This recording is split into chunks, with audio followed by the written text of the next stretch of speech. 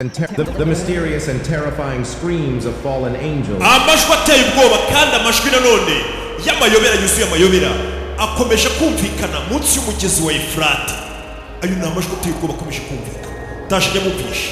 Nukuvuga ngo uru ruzi rwa Efurate rushize narubabwiyeho. Ndi kubabwira ukuntu bahanuye n'iby'intambara ya Isiraheli n'ibiki byose nabibabwiyeho.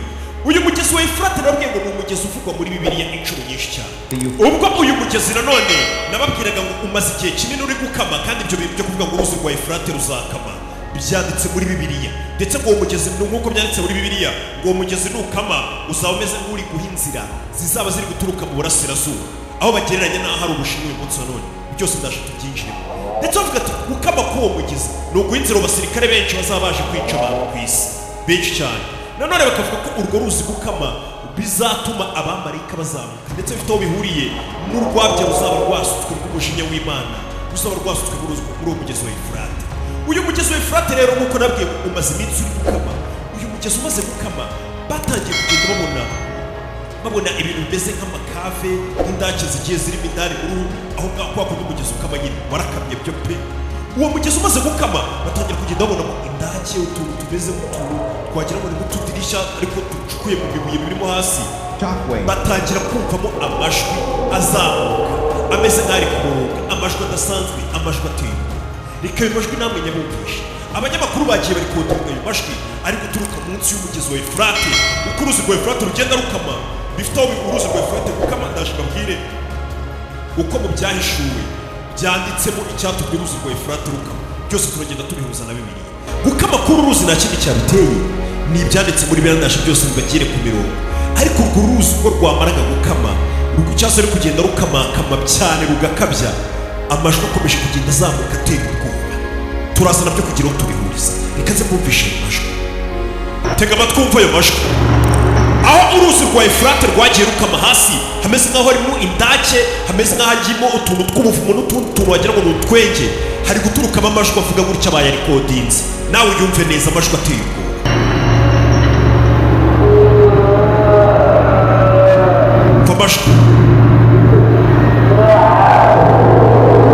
Famashko ari guturukamo hasi ameze nko mu kuzimu utamenye ibyo ari byo. Ndaje mbabwira ibyo ari byo.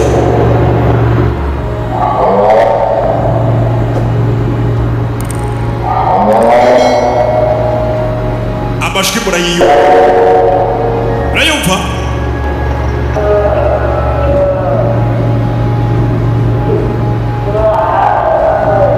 Turahana ari guturuka arimo hasi. Famashko ayo majwi nk'uko muyiyumviye ni amajwi yakomeje kumvikana ndetse abantu bari kugenda bakayarikodinga. Abanyamakuru bayarikodinze ni amajwi ari guturukamo hasi. Abantu benshi yakomeje gutera ubwoba mu burasirazuba bwo hagati ndetse n'isi yose muri rusange, cyane cyane abantu bizera Bibiliya cyangwa se abemera Bibiliya, abemera Imana.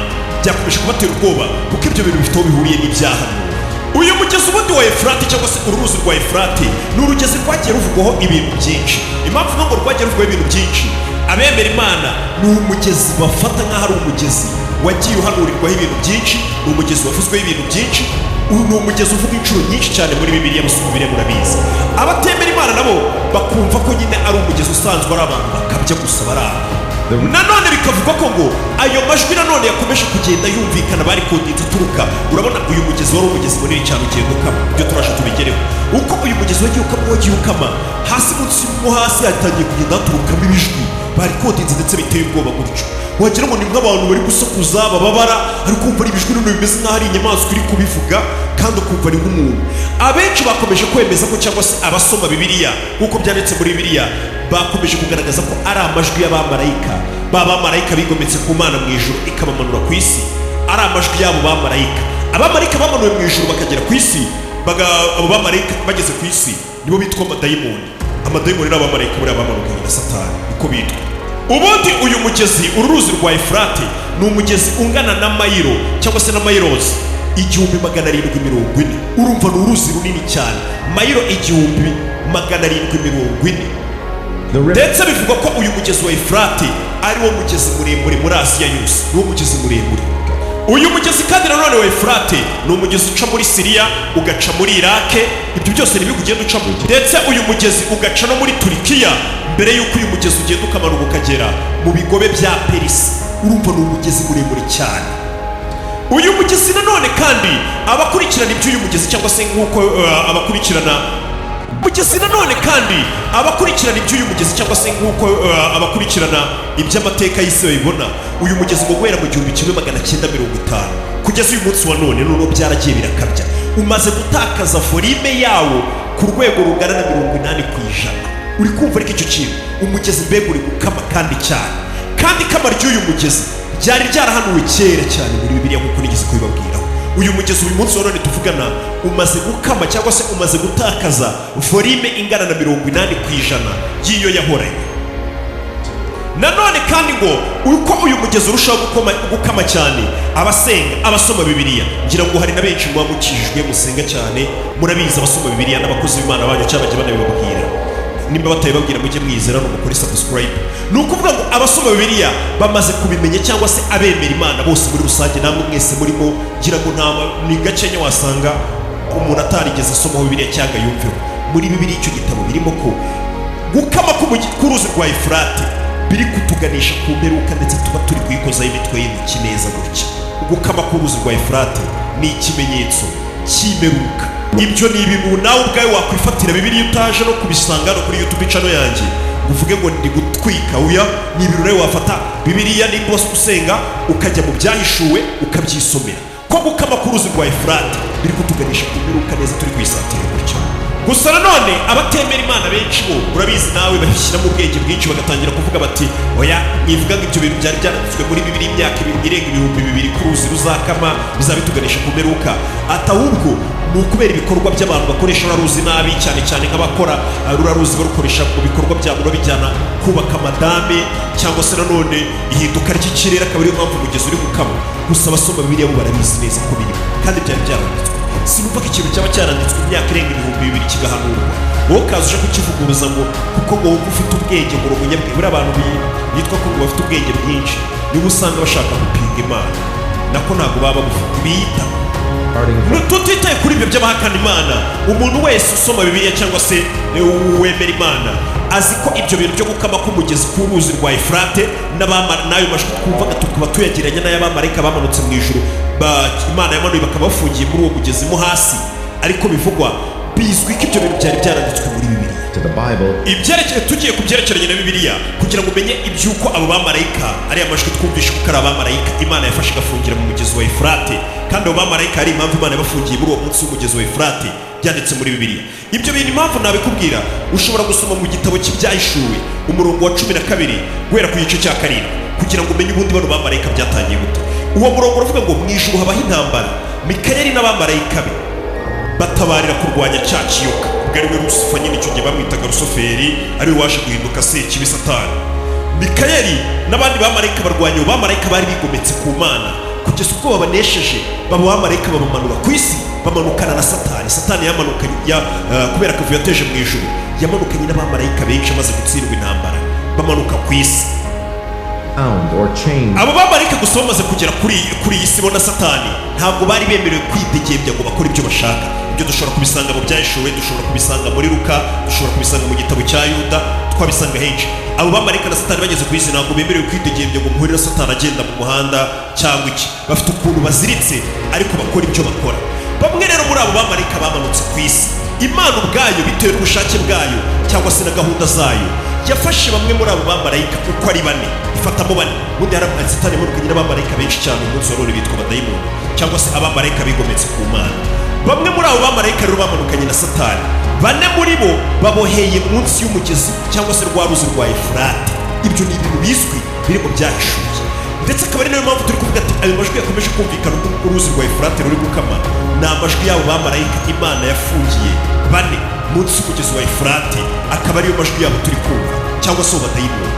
Hari ushobora guhakana ngo ibyo bintu ntabwo ari byo, reka mbigusomere muri Bibiliya kugira ngo uhite unabihuza noneho n'ukuntu turi kugana mu minsi y'imperuka turi kuyisatira, nk'uko Bibiliya yari yarabihanuye ivuga ngo uruzi rwa Efurate nirutangira gukama uzamugana ku mperuka. Abo bamarayika bamaze kumanukana na Satani rero ku ku munsi w'imperuka mu byahishuwe usomye umurongo wa 9 igice cya 13 akaba ariho hera haranditse ngo wumva amagambo ahanditse ngo impanda ya gatandatu cyangwa ishyano rya kabiri marayika wa gatandatu avuza impanda numva ijwi riva mu mahembe ane y'igicaniro cy'izahabu kiri imbere y'Imana. Uri kumva ako kantu? Ribwira marayika wa gatandatu ufite impanda riti bohora abamarayika bane baboheye mu ruzi runini Efurate. Ibi ni byanditse mu byahishuwe. Noneho hano tugeze ku murongo wa 9 w'ibyahishuwe igice cya 14.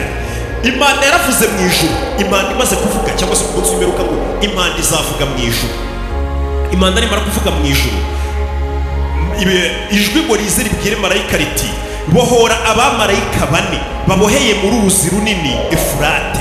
Ari byo nababwiraga ngo ubwo Satani yamanukanaga n'abandi bamarayika bari bigometse bakamanuka ku isi, ba bamarayika twita abadayimoni, bane muri bo Imana yarabafashe kubera gahunda zayo yashakaga kuzabakoresha ku munsi w'imperuka, ibabohera mu munsi y'umugezi wa Efurate mo hasi. Bivuze ngo ari amajwi twatangiye twumva kuba twayahuza n'amajwi, kuko nibishwe bidasanzwe by'ahantu hatangiye gukama muri uriya mugezi n'abamarayika Imana byifugirwa ko yaboheyemo bane muri uriya mugezi wa Efurate. Ntabwo twaba twibeshye na gato. Ndacyakomeje kubasomera tujye ku murongo wa 15 igice cya 15 umurongo wa 9 turacyari mu byahishuwe. Imana imaze kuvuga ibwiye marayika ngo bohora abamarayika bane bafungiye mu ruzi runini Efurate. Nuko abo bamarayika bamaze kubabohora, abo bamarayika bane Imana yafungiye muri uwo mugezi wa Efurate. Ndagira ngo wumve ikintu cyatumye Imana yabashyira. Nuko abo bamarayika bane bari barateguriwe iyo saha n'uwo munsi n'uko kwezi n'uwo mwaka, babohorerwa muri uwo mugezi kugira ngo bice 1/3 cy'abantu. Imana niyo yabaremye, nta kitababwiye ngo muhinduke mwaranangiye. Ni ukuvuga ngo mu byahishuwe handitse ko Imana ku munsi w'imperuka abo bamarayika bane yabashyiriye muri uriya mugezi wa Efurate ikabahabohera ikahabazirikira kugira ngo umunsi, isaha, ukwezi n'umwaka yahabashyiriye nibigera, nk'uko icyatumye ihabashyira uwo munsi nugera, Imana ngo izabohora abo bamarayika cyangwa se abamarayika twakwita ngo amadayimoni uko ari bane, ibarekure kugira ngo abo bamarayika baze bice 1/3 cy'abatuye isi. Ibyo bintu ni ibintu bizwi ko bigomba kuba. Abo bamarayika uruzi rwa Efurate rutangiye gukama, amajwi y'abo bamarayika dutangiye kuyumva. Ni gutubwira ko imperuka itegereje, gutubwira ko abo bamarayika ahubwo Imana itenda kubarekura bakaza bakica 1/3 cy'abatuye isi. 1/3 cy'abatuye isi ubwo bibaye uyu munsi wa none tuvugana zaba ari miliyari 2 z'abatuye isi n'ibihumbi 600 cyangwa se 700 hafi aho ngaho. Ibaza abo bantu, abo bamarayika barekuwe bahita baza bakica abatuye isi bangana gutyo. Ibyo byose Imana abasesengura Bibiliya bakavuga ko ishobora kuba yabikora kubera ko abantu banangiye umutima banze kuyumva, kugira ngo irebe ko byibura abantu bakwihana bakicuza. Gusa nanone muri Bibiliya hakomeza havuga ngo Imana izakora icyo gikorwa irekure abo bamarayika uko ari bane baze bice miliyari zigera muri 2.5 z'abatuye isi. Abo bantu nibamara gupfa, abatuye isi bandi basigaye ntabwo bazigera nanone bemera Imana. Muzaguma munangire mubifate muvuge ngo ni icyorezo kibishe, ni ibintu by'amafuti biri aho, mbega mu bica amazi. Ariko Bibiliya ivuga ko ngo n'ubundi ngo Imana izakora icyo gikorwa, ariko n'ubundi abatuye isi bakomeze bayica amazi, ntibayigandukire ngo bavuge bati byibura reka twihane, kandi akazaba ari nk'akantu k'akanyafu kugira ngo basi hagira benshi bihana bavuge bati reka tugarukire Imana. Ariko ngo abantu bazakomeza nk'uko Bibiliya ikomeza bivuga ngo bazakomeza basenge izo mana zabo zikozwe mu ifeza n'izahabu n'ibiki. Kandi nababwiye ngo ntabwo abantu bo kuri isi mugisenga ibigirwamana bigaragara kujya gusenga igishushanyo, gusenga akazi gukora, gusenga ubutunzi bwanyu, mbega nibyo bintu byabatwaye umutima nyine ku buryo mutakibona umwanya Imana. Ubutunzi bw'isi n'ibibanezeza muri iyi si nibyo muramya, nibyo Bibiliya rero bivuga ngo bazakomeza basenga ibyo bigirwamana. Ibigirwamana turi gusenga muri iyi minsi ntabwo ari ukuvuga ngo ni igiti tugenda imbere tukikubita imbere, wapi, nuko nta mwanya tukibonera Imana. Umwanya tuwubonera akazi kacu, tuwubonera ibituyobya, ibiturangaza, uburyohe bw'isi mbega muri rusange. Nibyo ngibyo baba bavuga. Twikomereze. Ikindi kintu impamvu Imana yamanuye bano bamarayika na Satani bakazi kababohera mu isi ntibareke ngo bitegembye kuri iyi si, nuko Imana izi ko abo bamarayika n'ubundi ari abagome, ari abantu babi cyane, bari kudukorera ibintu bitabaho iyo baza kuba babohoye. Reba ibintu badukoresha baziritse iyo baza kuba babohoye. Ndetse wibuka ko n'Imana ijya guteza umwuzure kuri iyi si, nuko byari byaratangiye bitewe n'abamarayika bari barigometse baza muri iyi si, batejemo urugomo, ndetse bakuraho icyari kijyanye n'amahame y'Imana yari yararemeye iyi si, batangira kukivanga. Aribwo baje basambana n'abagore bo ku isi, babyarana abana banini abanefiri, mbega baragenda bigisha ikiremwa muntu iby'urugambi byo gukora intwari. Ibyo byose twarabibonye. Niyo mpamvu kuri uyu munsi wa none bamarayika nyuma y'umwuzure noneho abigometse barafunze baraziritse. Ndetse ibyo ngibyo mushobora no kubisanga muri Petero wa kabiri igice cya kabiri kugeza ku murongo wa 4, aho handitse ngo Imana ntiyigeze ibabarira abamarayika bakoze icyaha. Imana yarabafashe nanone irabavuma, ibohereza mu kuzimu. Aho ngaho ngo ni muri uwo mwijima Imana yagiye irabafungira, ibabikiye umunsi w'urubanza kugira ngo abe aribwo bazacibwa urubanza. Mbega muri make kwisi ubyumva ko nk'uko muri Petero wa kabiri bivuga, abo bamarayika uko baraziritse na Satani baraziritse bategereje umunsi w'urubanza. Ndetse nanone ngo bikaba bivugwa ko urwo rusaku rukomeje kumvikana rwa rudira bumvishije rw'amajwi ari guturuka munsi y'uruzi rwa Efurate, ari amajwi y'abo bamarayika 4 Imana yabitsemo aho ngaho yafungiranye aho ngaho bazarekurwa. Imanda ya 6 nivuga nk'uko Imana ibyivugira mu byahishuwe, bazarekurwa baze bice 1/3 cy'abatuye isi, miliyari zirenga. Ubwo wenda bibaye uyu munsi nazibabwira. Ndetse ngo bakaba bari gusakuza abo bamarayika bari munsi, bameze nk'abivumbagatanya nyine, bameze nk'abafite uburakari, bashaka ko barekurwa kugira ngo baze n'ubundi bateze akavuyo ku isi. Gusa igihe cyabo wenda ntabwo kirangira. Reka wenda tuhite tureka kwemeza ko ayo majwi nubwo yagiye arikodingwa kandi ahari, ashobora kuba wenda yaranakozwe n'umuntu kugira ngo atume abantu bavuga. Ariko ikizwi cyo n'ubundi kuba uwo muntu yarikodinga ayo majwi ataraye nyayo, wenda reka tureke kubyemeza 100% kuko ntabwo yinjiyemo gakamera twereka ayo madayimoni, kuko ni utujwi dusohokeramo ahantu nyine mu myenge mitoya utabasha kubonamo hasi mu kuzimu. Ariko nanone ntabwo ayo majwi aba atari n'ayabo bamarayika, ntabwo bikuraho ko muri ruzi rwa Efurate ibyahishwe bihanura ko wafungiyemo abamarayika 4, kandi abo bamarayika Imana izabarekura bakaza kutwica. Ibyo byo biremewe, biranazwi cyane cyane ku bizera Bibiliya. Nanjye ndi ibyo byo ni ibintu bigomba kuba. Nanone kandi ngo bivuga ko ngo abo bamarayika ngo ubwo bazaba barekuwe ngo baze kwica 1/3 cy'abatuye isi, ngo bazazana ngo n'ingabo ziri ku mafarasi zigera, iyo imibare bavuga mu byahishwe iyo yikubye ihura na 200,000. ngo abo bamarayika bazaza bayoboye abasirikare bangana na 200,000, arizo 200,000 z'abasirikare zaba zije kwica 1/3 cy'abatuye isi. Nanone kandi uwanditse iki gitabo cy'ibyahishwe akomeza avuga ngo abo bamarayika izo ngabo bazazana zizaba ziri ku mafarashi, ngo kandi nerekwa ayo mafarashi. Mbega n'uwari uri kubyereka uwanditse kino gitabo cy'ibyahishwe ni Yohana, ubwo yari ari ku kirwa cy'i Patimo, niwe wabyeretswe nyine, niwe wabyanditse, Yohana mukuru uko bamwita. Yohana rero akomeza avuga nk'uwanditse kino gitabo cy'ibyahishwe, akomeza avuga ati nkomeza kwereka kandi nerekwa amafarasi n'abari bayicayeho, bari bambaye ibyuma bikingira ibituza bisa n'umuriro, naho wakintu n'amazuku. Imitwe y'ayo mafarasi bari bicayeho yasaga n'iy'intare, mu kanwa kayo havagamo umuriro n'umwotsi w'amazuku. Babasirikare 200,000 bazaba baje kutwica, cyangwa se bazaba baje kwica bazaba bari ku isi, cyangwa se nimba bigiye no kuba simbizi bazica 1/3 cy'abatuye isi. Hagakomeza ku murongo wa 18 havuga ngo 1/3 cy'abantu batuye isi cyangwa se bazaba batuye isi mbibona kiri kwicwa n'ibyago uko ari 3 bizaba bituwe n'abo basirikare, ari byo umuriro, umwotsi n'amazuku bivuye mu kanwa k'ayo mafarasi. Ushobora kumva wenda mu akanwa k'amafarasi, ariko wenda ugasanga wenda ni akanwa ka burende bavugaga, kuko ari byo uyu munsi none biri gukora, ari umuriro wenda bavugaga ari n'amasasu ari n'ibiki, nuko bimeze. Hagakomeza havuga nanone ku murongo wa 20 ngo abo bantu bose bazicwa pe, abo basirikare bazaza bica 1/3 cy'abatuye isi. Ariko ku murongo wa 20 bihanditse, ngira ngo ni nabyo bitureba twese uyu munsi wa none, kugira ngo nawe uyu munsi utangire ubyumve. Ndabizi abantu benshi barapinga, n'ubu hari abatangiye gupinga batarangije n'ikiganiro cy'abari kuvuga ati rukabari no kutubeshya. Ngiye ndi kukubwira ibintu byanditse nawe ugafatamo ibyawe. Ku murongo wa 20 ikintu kibabaje gihari, urumva abamarayika bazaza bica 1/3 cy'abatuye isi. Ku murongo wa 20 baravuga ngo ubwo abo bantu bose bazaba bamaze gupfa, ngo nyamara abantu bazasigara ku isi batishwe n'ibyo byago. Mbega 2/3 by'abazasigara ku isi, abazarokoka ntibicwe,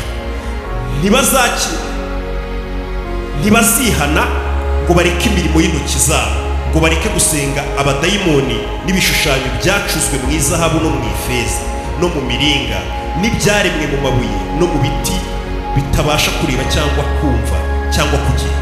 Uri kumva ariko icyo kintu Imana izakora icyo kimenyetso tubibone ko ibintu rwose biri kugana mu meruka, tubibone muri Bibiliya ko byari byarahanuye ibyo bintu byose nk'uko ndi kubikubwira uyu munsi wa none.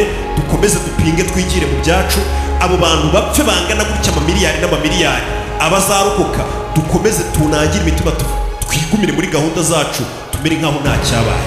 Ari niyo mpamvu n'iyi minsi umuntu agenda abona ibimenyetso, ukabona abantu bari gupfa, ibyahanuye indwara z'ibyorezo ziri kuza ari nyinshi, imyuzure, intambara hirya no hino, nk'ibintu byose nyine bigaragaza iminsi y'imperuka. Ariko ukabona abantu ntabwo babyitayeho, bibereye muri diro zabo, bikomereje gahunda zabo. Nicyo rero kikwereka ko n'ibyanditswe hano mu byahishuwe 9:20 ko ariko bizagira. Abantu ngo bazaguma mu byabo, bareke kwihana, bikomereza utuntu twabo pe, bigumire mu by'isi, ntacyo bibabwiye. Ndetse ku murongo wa 21 hagakomeza havuga ngo habe ngo bihane ubwicanyi bwabo cyangwa uburozi bwabo cyangwa ubusambanyi cyangwa ubujura. Abantu benshi bazi ko abajura bagenda bagakora mu mifuka y'abantu, bakaniga abantu wapi. Nawe ushobora gusanga uri igisambo bitewe n'utuntu ugenda wiba hirya no hino. Iyo ushatse gushyira umuntu hasi kugira ngo usigarane uri umeze neza, nawe umeze nk'uri kumwiba ibintu bye, mbega ibyo byose ntabwo muzabyihana, muzakomeza mwigumire mu bintu byanyu. Mbega urugero naguha ni nk'ukuri burangize kureba ino video ukigumira mu bintu byawe, ntagusenga, nta kintu bikubwiye, n'ubundi ukavuga ati ni ikiganiro n'ibindi byose ashyiraho twikomereza. Nuko muri mu bigenda. Gusa nanone ushobora kwibaza uti aba badayimoni ko Imana izabi bari kuri uwo mugezi kugira ngo bajye kwica 1/3 cy'abatuye isi, abo bantu izo miliyoni z'abasirikare 200 zizava hehe? Inzobere mu bya Bibiliya zikomeza zitangaza ko abo bamarayika uko ari bane nibamara kurekurwa bashobora kuzahita bareba igihugu gishobora kuba cyarekura abasirikare bagera kuri 200. Muri kano kanya uyu munsi wa none tuvugana bibaye uyu munsi, igihugu cyonyine gishobora kuba cyatanga abasirikare bagera kuri 200,000,000 ukurikije ingano z'abatuye igihugu. Icyo gihugu cyaba ari Ubushinwa cyangwa se kikaba Ubuhindi, nibyo bihugu byonyine byarekura abasirikare 200,000,000. Nanone ikindi kintu gishobora kubaho, bakavuga bati ukuntu bizagenda, inzobere ubwo ni inzobere mu bya Bibiliya zisesengura, zikavuga ziti abo bamarayika umunsi barekuwe muri uwo mugezi bazahita bajya gushuka igihugu gifite abasirikare bangana na 200,000,000 gikore abo badayimoni bakoresha, cyangwa se abamarayika bakoresha abasirikare 200,000,000 aba aribo baza kwica ba bantu 1/3 cy'abatuye isi. Nuko bizagenda. Kandi nanone nimba wibuka mu kiganiro twakoze cy'ubushize tuvuga ati ikama ry'umugezi wa Efurate, ukama k'uruzi rwa Efurate hanini ngo ni ukugira ngo ruhe inzira, nk'uko bivugwa nanone byahishuwe, ni ukugira ngo ruhe inzira abasirikare bazaturuka mu burasirazuba. Uburasirazuba ubwo nyine bavugaga ngo uburasirazuba bwahari Isiraheli, ariyo mpamvu bavugaga bati nta kindi gihugu ngo ni Ubushinwa. Kandi twese tubihuza n'abantu bashobora kuba batanga abasirikare bangana gutyo, ubundi bashobora kuba baturuka hariya muri Bibiliya ku Bushinwa cyangwa hafi aho ngaho y'Ubushinwa, niho icyo gitero kizaza kwica abantu kizaturuka. Ndetse nanone ni ikikwereka ko bishoboka kuba ari Ubushinwa, ubwo ni inzobere nyine mu bya Bibiliya ziba ziri kwanariza, nanjye nkavuga ukurikije mu byahishuwe hariya twasomye ngo bari abamarayika bazaza bayoboye abasirikare, bavuze ibyo abo basirikare bazaba bambaye, ibi byose mbega ukurikije ayo mabara ni umutuku ndetse n'ibara twakwita ko risa wenda nk'umuhondo cyangwa nka zahabu. Ukurikije idarapo ry'Ubushinwa, idarapo ry'Ubushinwa risa umutuku naryo, kandi rikaba ririmo inyenyeri z'umuhondo cyangwa se ibara risa nka zahabu, umuhondo buriya n'ibara rya zahabu. Bagahita nanone babihuza neza n'ibyo bintu ko abo basirikare bahanuwe bashobora kuba ari abasirikare b'Ubushinwa. Impamvu iki gitabo cy'ibyahishuwe gikomeje kugenda kimera nk'aho kiri kudusohoreraho twebwe bo muri iyi minsi ya none, ni ikikwereka ko turi mu minsi ya nyuma. Kandi wibuke hazabaho n'icyitwa izamuka, cyangwa se mumbari izamurwa, hazabanza habeho izamurwa. Ngira ngo murabizi hazaba izamurwa, Imana zibanza igira abantu bayo, ibanza igatwara. Ibyo byose bizaba badahari, ba bantu nyine babaye abantu b'Imana, bakoze ubushake bw'Imana. Hazabaho rapture, Imana izazamura abantu bayo. Ibyo byo murabizi, abapasiteri banyu bagiye banyuriramo. Izamurwa rizaba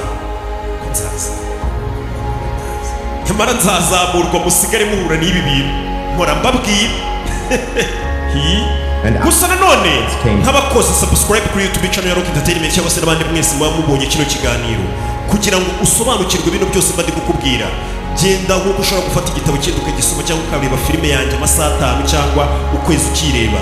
Genda ufate Bibiliya urebe igitabo cy'ibyahishuwe, nawe ubashe kugenda ugisoma detaye ku yindi. Ndabizi gisa nk'ikirimo amayobera, ariko ushobora kwegera inzobere mu bya Bibiliya bakajya bagenda bagufasha, bakagusobanurira akantu kandi kugira ngo ubashe kubyumva neza ko ibi bihe turimo ari ibihe by'imperuka, aricyo gihe mwakagombye kuba mwagarukira Imana mukava mu byo burimo, kuko bino kanya kose turabisiga bigacaho.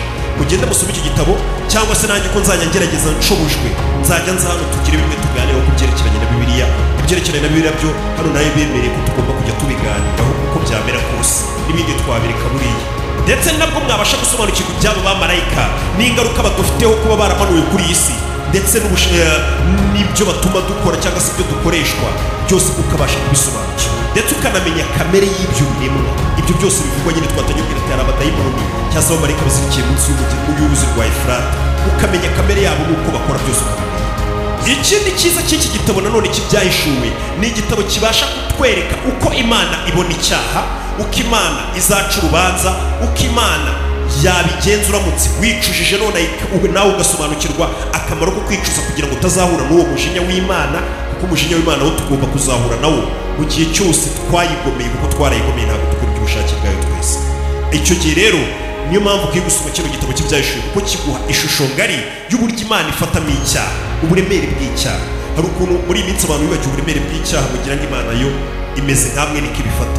Iyo usomye kino gitabo ubona ko biriya bikorwa wirirwamo hari ukuntu Imana yo ibiha agaciro gakomeye, izabicira urubanza, ndetse ko unicujije hari andi mahirwe akomeye cyane n'inzira nziza waba uhisemo kujya. Niyo mpamvu ukwiye gusoma iki gitabo. Ikindi kintu igitabo gishobora kuba cyaguhumura cyangwa se kikagufasha gusobanukirwa ibyerekeranye n'ibi bibazo byose biri kugenda biba hirya no hino ku isi.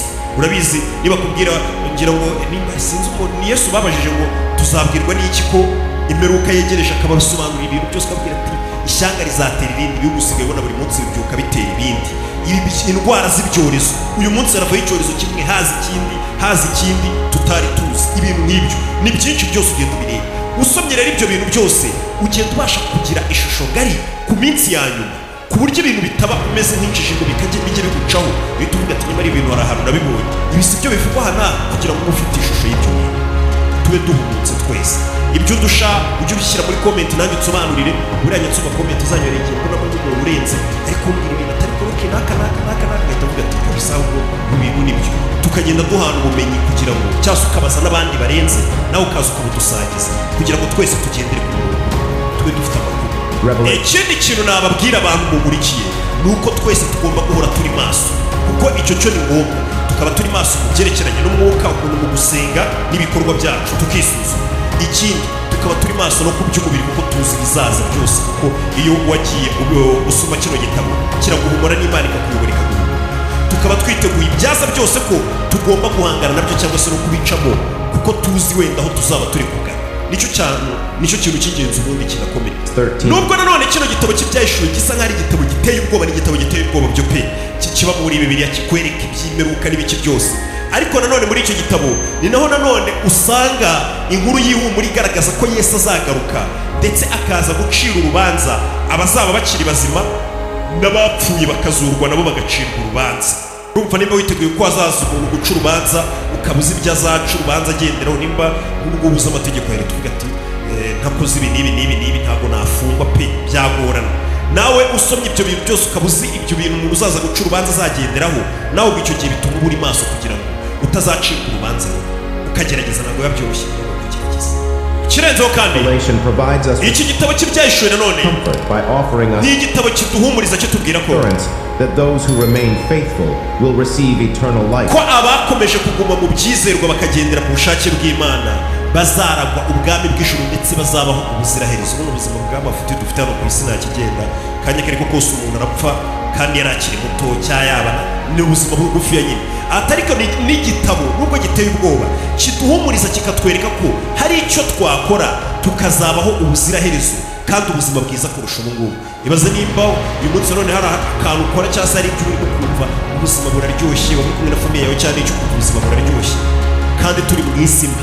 Ibaze rero ubwo buzima bwiza dushobora kuzajyamo turamutse dukoze neza buzaba ari bwiza bingana icyo ugereranyije n'ubu ngubu bw'amafuti nabwo bujya butunezeza rimwe na rimwe. Urumva ko bizaba ari ibintu byiza cyane. Reka mbabwire ngo turaza gukomeza tugenda tuganira, twungurana ibitekerezo, tugenda tuvuganira kuri YouTube channel yanyu. Gusa wibutse buri muntu abijisho rya mugenzi we, ujye ubanza ucunge mugenzi wawe rero imba yarakoze subscribe. Reka nkubwire ngo kanda subscribe, ujye muri comment utubwire ikintu ushaka ko tuvuga.